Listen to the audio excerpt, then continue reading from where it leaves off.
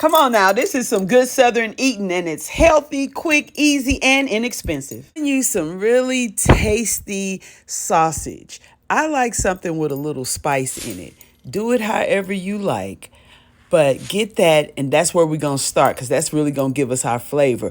We're going to take that, cut it up, put it in the skillet, saute it with some onions and garlic first, and then with a little olive oil. Then we're going to throw our peppers in on top of that. We're going to saute it, get it going really good, get it soft. Then we're going to cut up our cabbage.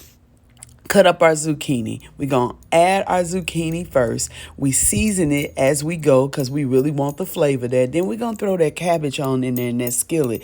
We steady sauteing, and then we're going to put a little chicken broth in there. We're going to get a heavy steam going on. Then we're going to put a little more chicken broth in there as we keep stirring it and steaming it, tasting it a little bit, seasoning it with our garlic, salt, pepper, all of that. Can't do nothing without some cornbread now. And then we have some great Southern cabbage.